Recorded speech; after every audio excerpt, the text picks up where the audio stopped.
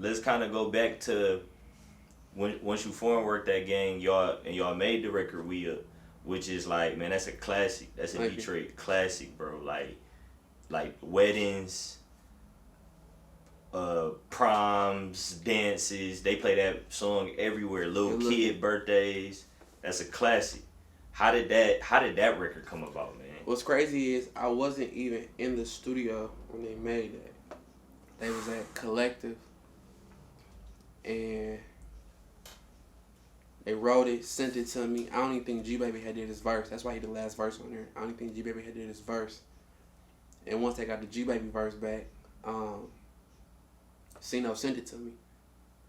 And I think I didn't listen to it for 4 months. Like 4 months went by, and then one day I was just scrolling through my text message. I'm like, what's this? He like, nigga, that's the record. I'm telling you, that bitch the one. So I listened to it. I'm like, damn, this bitch a vibe. You know what I'm saying? This bitch a vibe. And I played it for a bunch of people, and they like, hell no, man, you need some hard shit. You run all these streets, you need some hard shit. And I'm thinking to myself, like, man, fuck you, I'm about to change the culture. So nobody really believed. They're like, man, this Detroit, nigga, you gotta come with some hood shit. Like, you gotta come with that shit that's gonna make us just wanna dance and wanna fucking, you know? And I'm like, man, fuck y'all. Shot the video. Memorial weekend, we put that bitch out. And that bitch just skyrocketed. And I went to the club that next week. I just seen the whole club ballroom too, and I'm sitting there looking like, man, what the fuck? I'm getting DMs, ads, this. And now I'm seeing that everybody posted up, dancing, and they tagging Trey Songz and Chris Brown. And I'm thinking, like, is this a good thing or is this a bad thing? I'm like, fuck it, just let it be what it's gonna be. A lot of people still don't even know that it's a Detroit record. They think it's Trey Songz and Chris Brown. They don't even know, like, them all Detroit people on there. Right. So that was a timing record too. Like, sometimes how DJing and music go, it's a season. It's the season when you can drop stuff. Like, it's like a fucking math formula. So if you drop behind another powerful record, that's like when No Guidance came out. So as DJs, we try to find something easy to blend a new record with a power record. So No Guidance was a power record. Radio, clubs, it's going at the main times, it's a power. So We Up just slid right in behind it. Didn't change the bop, didn't change the vibe. Oh, what the fuck is this? Oh, this Detroit. Oh, hell yeah. And it worked. Fucking worked. Right. So explain how things changed after that song. Like if, even not only for you, but having G Baby under your label, kind of describe how things changed for him as an artist. That being his, you know. I mean, I think that was the record that got his name out here. Like, to not sugarcoat, that was a record that, I mean, honestly, that was a record that got all of our names out here. From me, Cino, Dre Butters, G Baby. But I think that slowed G Baby down from the process, because I think it slowed all of us down. Not even just G Baby, because we thought, like, nigga, we on. We on. This bitch going up. This bitch is going nuts. This bitch is going crazy. I probably spent like $80,000 on that record. From promotions and this and this and this and this, and thought it was up from here. You know what I'm saying? So usually when you feel like that, you can slow your process down, because at that time you're not working as hard. You're just working smarter to see what else I can do for this record. So, but I don't really think that I think that showed G Baby, like, nigga, this shit is possible with one song. All it takes is one record. So I think that got his mojo back going. Like, because at that point in time, we was recording in my basement at my house. Then I had got my studio, and I don't think G Baby never, like, not that he didn't fuck with my studio, but I just think he liked to record himself. You know what I'm saying? He one of the people, he loved to record himself. So if he fuck his ad-libs up, he don't gotta ask nobody. That's when he got his own studio, and ever since then it's been up from there. He probably sent me 4 records a night. You know what I'm saying? So that just motivated all of us to show, like, nigga, this shit is possible. To make it on all ends. And at the same time, the movies was going ham for Cino. Dre Butters getting placement on everything. It was like the whole fucking group was just going nuts. I'm on tour. This. It was just like the mojo was just running. It was like, ain't no stopping us. Right. And yeah, so can you can you give us an exclusive on maybe some projects that G got coming? Cause you know he about due for a single, a project, something. I know he probably fucking across the hall right now, but we about to go listen to some new joints because he about to drop a tape.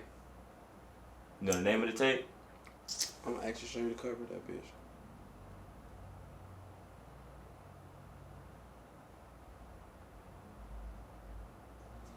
That's it right there. There we go. So y'all seen it first. Y'all seen it first right here. One Stop Studios. Ear to the Streets. That's G Baby, Ghetto Baby coming soon. You feel me? Cover did by this guy named Ty. Mm-hmm. So you know it's going down. Let's get back to you though. Can you speak on like current business moves and things that you have going on right now? Cause don't you actually have a new deal with Remy right now? Correct. Ooh, I got that right. Mm-hmm. So can you speak on that? Yep. So Remy ambassador for the city. Shout out to Carrie one time. Shout out to Lisa. They're my girls. Shout out Dr. D too. But it's just getting that other moment. It's one thing, like I said, when I grew up, Remy to me was always a drink where it was an OG drink. But once I got with the Remy team, I understood why it was an OG drink. It's not that it's an OG drink, it's that Remy don't go after the hype. Remy remind me of myself because they don't go after the hype, they go after that other moment. That other moment sometimes better than the main moment. So, and that's just relationships too. That was one thing for my Friday Night Cyphers that I created on radio.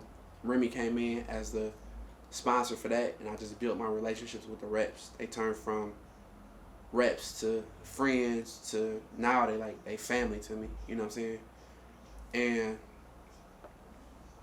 And that's just actually being in the streets, being inside the market. You know what I'm saying? I think some people think it's hard to get these deals with these major companies, but it's actually not. They think like, man, I'm underrated. No, you're just getting outworked by somebody else. You know what I'm saying? So you got to just work. You know what I'm saying? For all these deals and endorsements from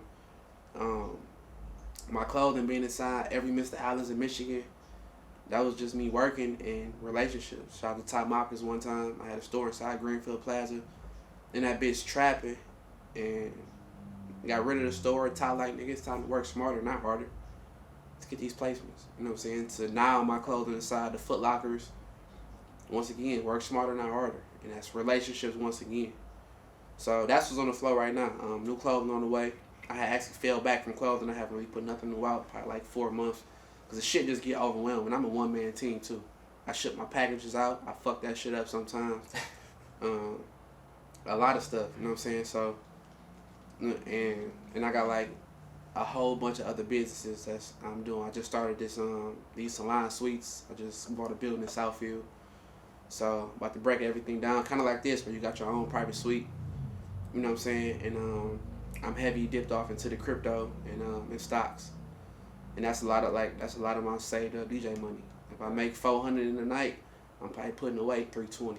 Keep that 80 in my pocket. Let that shit build up the whole fucking summer and go pick the bag up and throw it all in stocks. And let me get all the dividends. You know what I'm saying? There's just so many ways out here to make money, and I never realized that shit until the pandemic hit. It's like I was working so fucking hard, but I could work smarter and get the same fucking outcome. Yeah, I was gonna say that the pandemic kind of like made everybody that was just like moving, and then you just kind of had to sit back for a minute. But if you a hustler, you gonna think about even if you can't go out in the world, you gonna figure out how to get the bag. You gonna figure out how to get the bag. I woke up one day and I'm looking like I'm rushing up. I had to go to meetings. I'm like, damn, I got shit to do. What the fuck am I gonna do? That's when like my shit called Ghetto Breakfast. That's when that started. Like, right. Just fucking in the house bored, and I'm like, well, people like this shit funny. I don't really know how to cook. Let's just do something. You know what I'm saying? So that's how I know innovation is everything. You gotta invent it, and you gotta put that shit into the atmosphere for people to see it, because the thought is gonna stick in your head all day until you put that shit into the atmosphere.